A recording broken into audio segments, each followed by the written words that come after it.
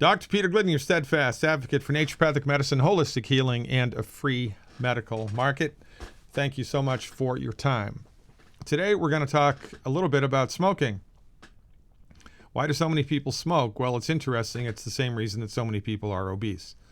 It's the same reason that so many people eat too many calories. By the way, obesity has nothing to do with exercise. Let me say it again, nothing to do with exercise. But we're not talking about obesity.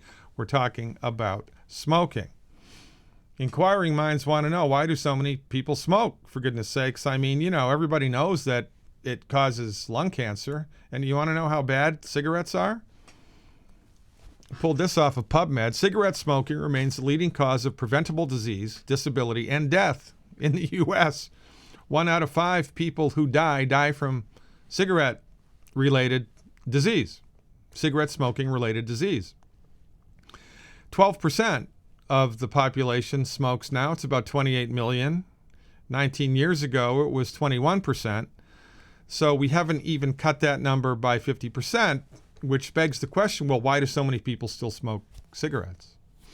Is it because people are masochistic, because they have unresolved psychological issues because of their parents and the way that they were brought up? Well, maybe a small percentage of people do, but the lion's share of people smoke cigarettes because they feel better when they smoke cigarettes. Nicotine is an anxiolytic. Nicotine is an antidepressant. This again from PubMed. The ensemble of studies to date suggests that under certain circumstances, nicotine can act as an anxiolytic and an antidepressant. And here's the kicker. Interestingly, when you stop smoking, the anxiety and the depression gets worse. Just to ask anybody that smokes cigarettes, why do you smoke a cigarette? Because people feel better when they smoke. It scratches an itch. It fulfills a need. Cigarette smoking makes people feel better, and it's not the oral gratification. It's the nicotine.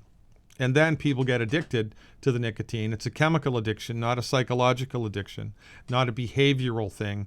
It's a chemical addiction. Then they can't stop smoking, but they don't want to stop smoking because when they smoke, it scratches the itch. They feel better. Their anxiety decreases. Well, which begs the question, well, why are so many people anxious? Is it because of the socio-political nonsense that's an economic nonsense that's happening in the 21st century now? Thank you very much, COVID. Thank you very much, Joe Biden. No, because those stressors have always existed. I mean, and people smoked. People have always smoked. I mean, don't you think World War II was pretty stressful, or the Vietnam War, or the Great Depression? Lots of stress all of the time. Life is a great big bowl of stress. It's not stress that's driving the anxiety. It's not stress that's driving the depression. It's not. It's the same thing that causes people to become anxious and make them smoke more, that makes people want to eat calories. It's the same mechanism. I bet you didn't think I was going to say that. It's lack of nutrients and consistent consumption of food, which is causing inflammation, disrupting the hormone regulation in the body, and messing with your brain chemicals. And I'm going to prove it.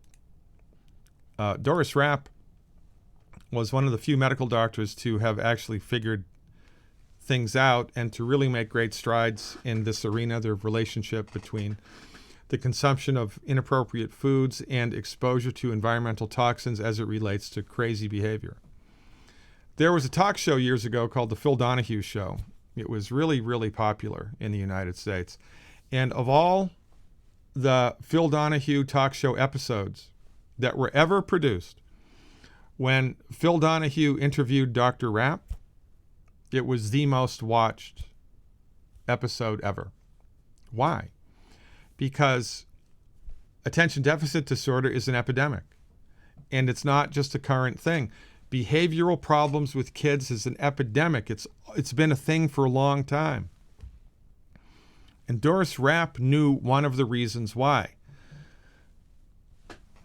I'm going to play you a video from her website again. And if you're a parent and you're struggling with the behavior in your kid, then you want to get this book if it's even still in print. But I'm going to show you a video that was from Dr. Rapp's website. And this video is of children before and after behavior, after the kids are exposed to things that they're, food that they're sensitive to, or environmental toxins that they're sensitive to. The first child that you're going to see was just given a glass of orange juice, and look what happened. Here we go. We'd now like to show you how some children change in behavior, in activity, and in appearance because of some environmental factors. The first youngster we want to show you is a little 3-year-old boy, and we're going to see what happens to him after he drinks orange juice. Isn't it surprising that he changes this much, this quickly, and in this way? Now let's look at this 5-year-old boy who is being tested for chlorine. Notice how nice he is before he's tested. He's adorable. And now look at him. He's trying to bite his father. He's actually frothing at the mouth. He's trying to hit his dad. He's hollering. He's uncontrollable. Would you believe that this could happen to a youngster from one drop of a chlorine allergy extract? Now let's look at this little 3-year-old boy. He's going to eat some sugar cubes. He eats about 6 or 8 of them. And within 20 minutes, look at what happens to him. He's obviously irritated. He's angry. He is not acting the way he should. And when we give him the correct dilution of sugar, look at him. He's adorable. Now let's look at this 8-year-old boy. He's being tested with an allergy extract for strawberry. Look at how he acts. He is so angry. He almost looks demonic. He wants to bite his mother. At one point he put his finger in her eye and he said, "Fine." Let's look at this youngster. We're testing this boy for sugar. His mother has to physically hold him down because he's trying to bite her, he's trying to hit her. What do you think would happen if she let loose? Pretty crazy, right? Pretty eye-opening. By the way, these videos were recorded like 35, 40 years ago. You think anything's changed? It hasn't. There's 2 things I want to say about this. If you're a parent and your child is having behavioral issues, the first thing you want to consider when the child goes off the beam is what was the last thing that went into that kid's mouth, even if it was a Tic Tac. If you pay attention to the things that your child consumes as it relates to their behavior, it will be an eye-opening, come-to-Jesus moment for you, and it will change your life. And by the way, it's a delayed reaction. It's 15, 20, 30 minutes after the kid eats the food or is exposed to the environmental toxin that they have a reaction. It's not immediate, which is why parents miss it. And your doctor has never told you about this because your medical doctor has their head so far up their rear end, they're completely oblivious to this. Dr. Rapp, the exception that proves the rule. But I digress. So, do you think that the net negatives from environmental exposure to crap and bad food, do you think that that stress changes as you get older? You think it goes away?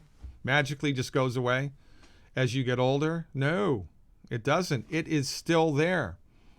But as you mature and your ego becomes more to the forefront, kids don't have any filters, but adults do. So the craziness that was excited by the environmental toxin and the consumption of the food is interiorized. It's not expressed. The kid expresses it. The adult internalizes it. And the adult gets anxious or gets depressed or knows that it's just not right. Something's not right. It's like an itch you can't scratch. You don't even know that the itch is there. So what do? You smoke cigarettes. Why? Because you feel better after you smoke the cigarette. Why? Because the nicotine is an anxiolytic. Period. Now, to make matters worse, if this is how many nutrients your body needs, this is how many nutrients are in your food. And then the stress of life burns through your reserves, and now your body doesn't have the ability to fix itself like God and nature intended it to.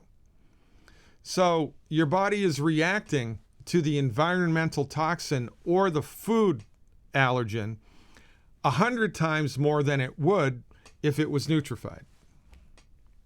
And I can argue that it's even the nutrient deficiencies which laid the groundwork for the body to react to the environmental toxin and the inappropriate food. That the root cause of that is nutrient deficiencies.